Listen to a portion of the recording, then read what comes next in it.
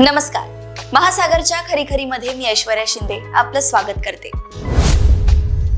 संपूर्ण भारतात लोकसभेच्या 2 मतदारसंघातील निवडणूक संपूर्ण भारताचे लक्ष वेधणारी आहे. त्यात पहिली अमेठी, जिथे गांधी कुटुंबाची दादागिरी चालते, ती ए फॉर अमेठी आणि दुसरी म्हणजे बी फॉर बारामती. या बारामतीत पवार साहेबांची दादागिरी चालते. ही दादागिरी संपवण्यासाठी अजित पवार नावाच्या दादांना मजबूर करण्यात आलेले दिसतंय. जंग पछाडूनही बारामतीतील जंगात पवार कुटुंबाला म्हणजे शरद पवारांना पराभूत करता आले नाही. मग आता शरद पवारांची कन्या आणि अजित पवारांची पत्नी म्हणजे पवारांची चुलत सून यांच्यात लढाई लावून जसे अमेठीतून राहुल गांधींना हरवले, तसेच बारामतीतून सुप्रियाताईंना हरवण्यासाठी जबरदस्त फिल्डिंग लावलेली दिसते. यात गंमत अशी की अजित पवार यांच्या सख्ख्या भावापासून सर्व चुलत भाऊ, सर्व चुलत पुतणे आणि सर्व भावांची सर्व कुटुंबे हे शरद पवार यांच्या बरोबर आहेत.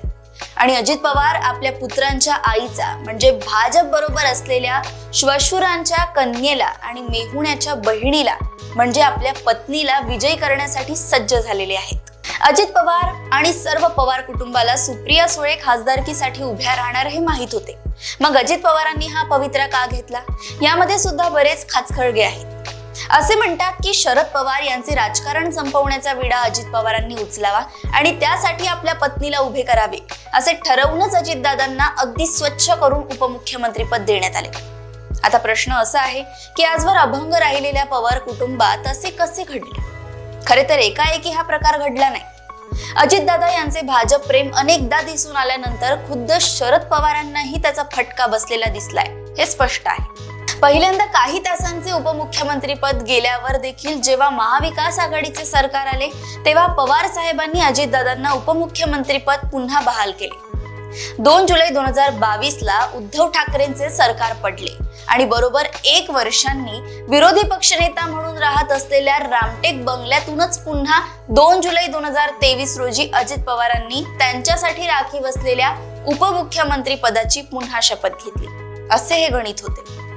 म्हणजेच अजित पवार कधी ना कधी आपल्या पक्षावर दावा करतील हे मोठ्या पवारांना माहित होते. पण मध्यंतरीच्या काळात अजितदादांनी पक्षावर अशी काही पकड घट्ट बसवली होती की त्यामुळे अजितदादांचा पक्ष मोठा राहिला आणि मोठ्या पवारांचा पक्ष लहान ठरला. मध्यंतरी एका सभेत भाषण करताना अजित पवार यांनी सांगितले की 1991 साली मुलगा म्हणजे मी खासदार झालो, त्यानंतर बाप म्हणजे शरद पवार पुढच्या निवडणुकीत खासदार झाले आणि त्यानंतर 3 वेळा मुलगी म्हणजे सुप्रियाताई खासदार झाल्या. आता मोठ्या साहेबांनी सुनेला खासदार बनवावे याचे उत्तर देताना पवार साहेबांनी मी मूळ पवार आणि बाहेरून आलेले पवार याचा उल्लेख केला. थोडक्यात अजितदादांच्या विधानाला हे उत्तर होते.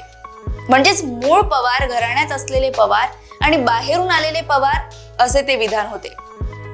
पण अनेकांनी पूर्ण विधान न ऐकता अर्धवट घडामोडीनंतर आपल्या प्रतिक्रिया दिल्या आहेत. शरद पवार यांच्या प्रत्येक विधानातून अनेक अर्थ निघतात हे आम्ही सांगायची गरज नाही.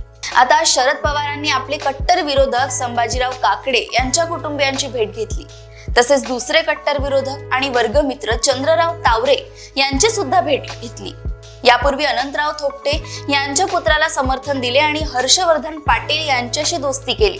कितीही वैर असले तरी जेव्हा शरद पवार येती घरा तोची दिवाळी दसरा अशी बारामतीची परंपरा आहे. अशा स्थितीत पवार साहेबांनी आता संपूर्ण कुटुंबाची गुंफण करून त्याचा धागा आपल्या हातात घेतलाय. गावागावातील कार्यकर्त्यांना विचारले म्हणजे ते आजही सुप्रियाताईंचेच नाव घेतात. परंतु अजितदादा यांची फिल्डिंग काही कमी नाही. त्यांच्याकडे असलेले अनेक साखर कारखाने आणि शिक्षण संस्था यांच्यातील प्रत्येकाला दादांनी कामाला लावले आहे. आज आम्ही आधीच म्हटल्याप्रमाणे संपूर्ण देशाचे लक्ष वेधणारी ही निवडणूक आहे. त्यातच आम्हाला ठाऊक झालेला हा इतिहास आम्ही आमच्या जागृत प्रेक्षकांना सांगितलाय. काही चूकभूल झाली असेल तर दयाळू पवार कुटुंबीय आणि सुबुद्ध प्रेक्षकांनी आम्हाला माफ करावे. इति पवारायणम समाप्त. अशाच राजकीय घडामोडी व अपडेट सोबत पुन्हा भेटूया महासागरच्या खरीखरीमध्ये. बघत रहा महासागर. आणि अजूनही तुम्ही आमच्या चॅनलला लाईक आणि सबस्क्राईब केलं नसेल तर लगेच लाईक आणि सबस्क्राईब करा आणि बघत रहा महासागर. नमस्कार.